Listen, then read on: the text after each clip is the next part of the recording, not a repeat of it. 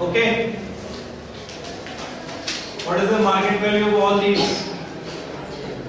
Now preference shares are prevailing in the market at what value? How many preference shares are these? See. How many preference shares are these?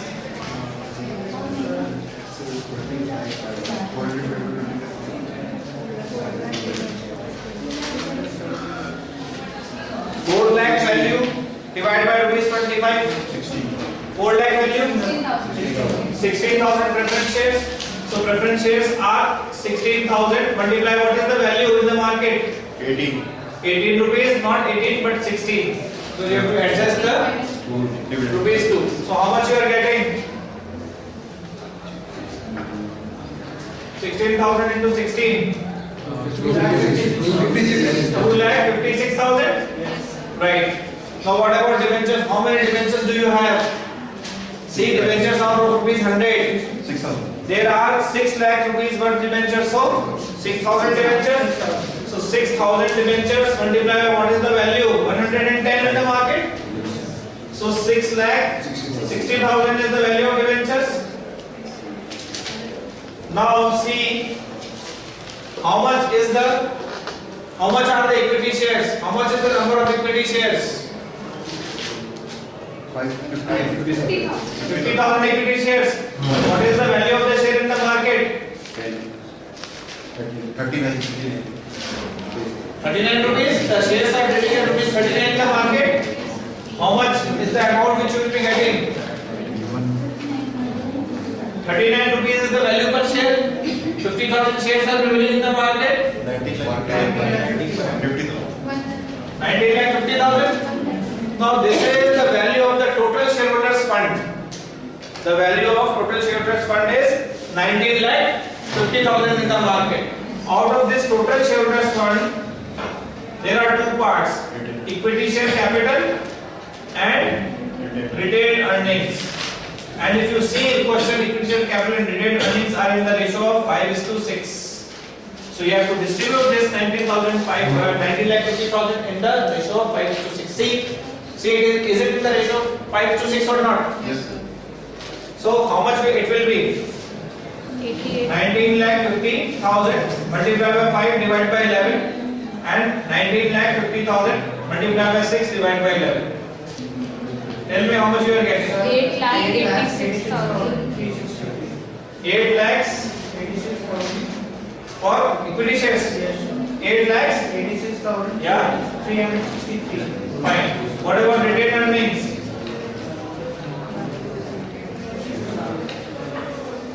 10,63,000. 10,63,000. 636. 36.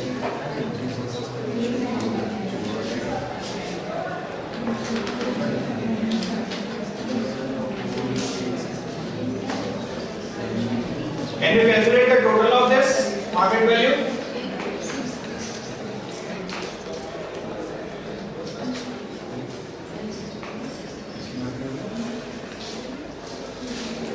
You have not asked me one thing.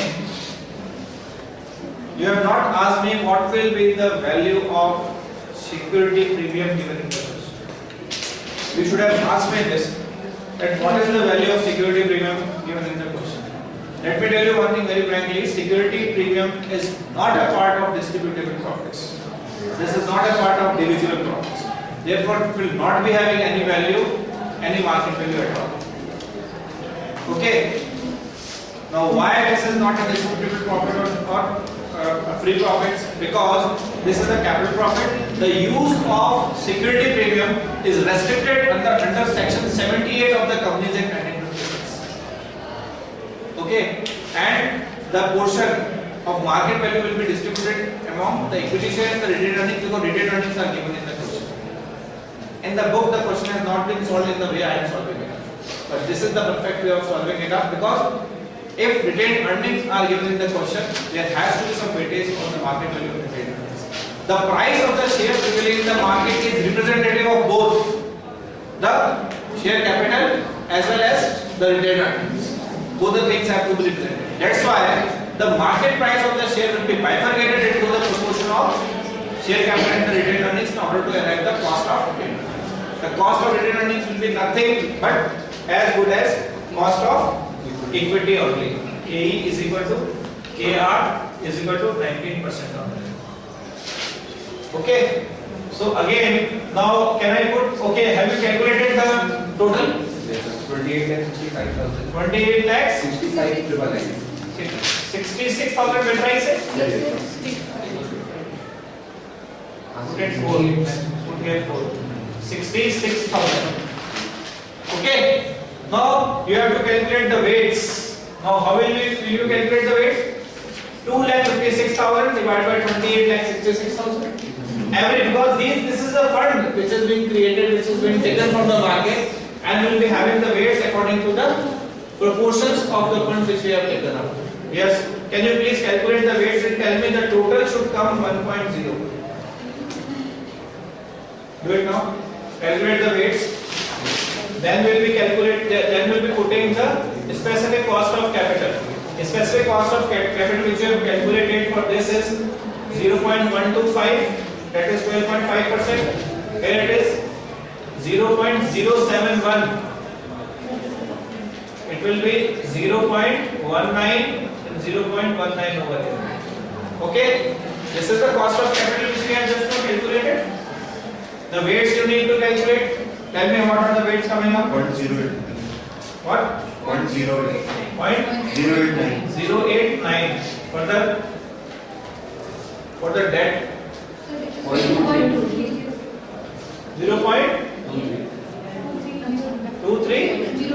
Okay. Equity shares and retained earnings. Hurry up.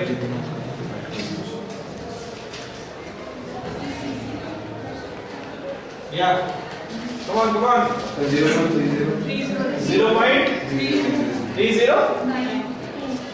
Okay. Further. 0.37. 371.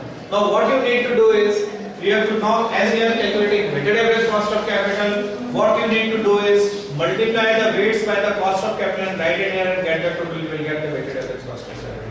Let me see who does it first. Everyone, start doing it. And this is the end of the weighted average cost of capital chapter also.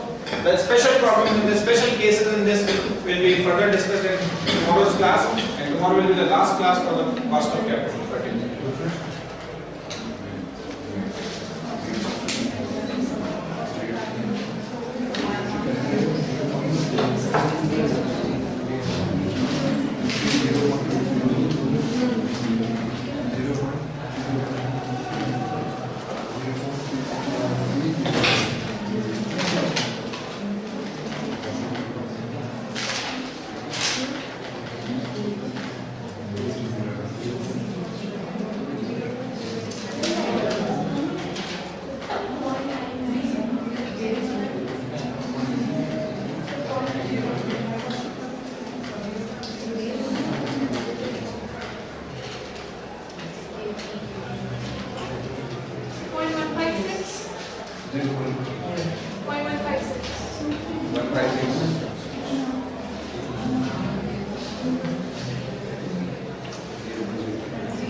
Who has got 0.156? Very nice.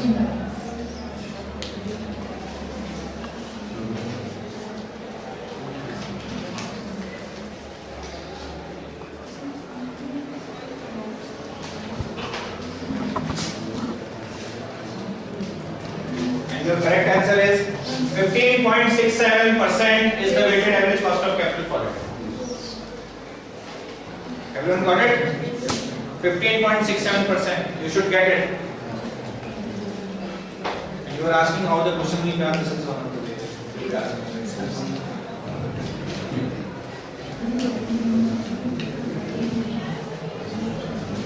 Right?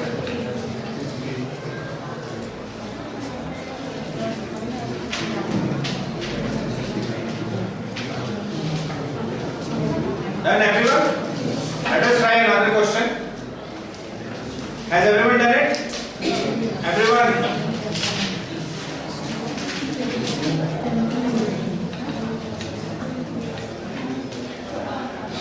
Yeah. Write down. Another question. Following information is provided in respect to specific cost of capital, the following information is provided in respect of specific cost of capital of different sources along with their book value and market value. Along with their book value and market value. Write down the source CC, that is cost of capital, book value and market value. Make a bigger column for source, then for CC, BF, BV and MV market value. Okay. So in source write equity share capital. Equity share capital. Cost of capital is 18%.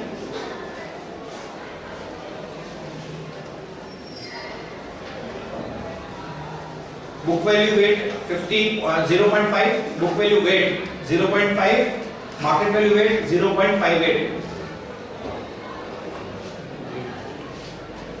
Preference shares 15%, 15% is cost of capital. Book value weight is 0.20 and market value weight is 0.17.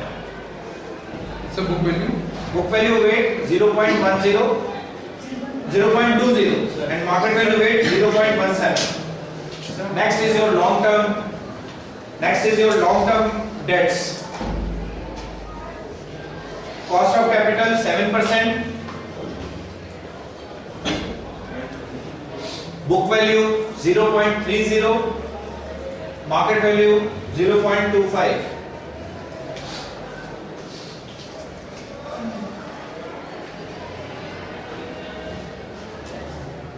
Okay. Next, number 1, calculate after the table. Calculate weighted average cost of capital. Calculate WACC taking book value and market value weights. So both the ways you have to do. Second, calculate weighted marginal cost of capital, WMCC, weighted marginal cost of capital.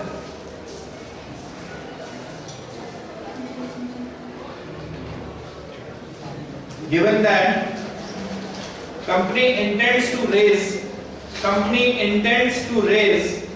additional fund,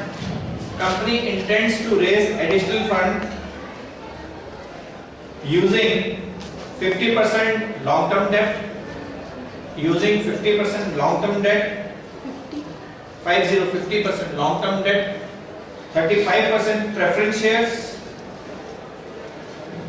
35% preference shares, and remaining by retaining profits.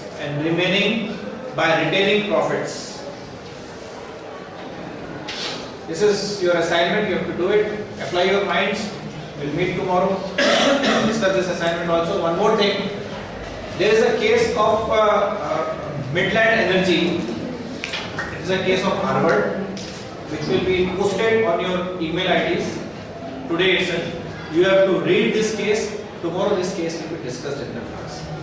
Thank you.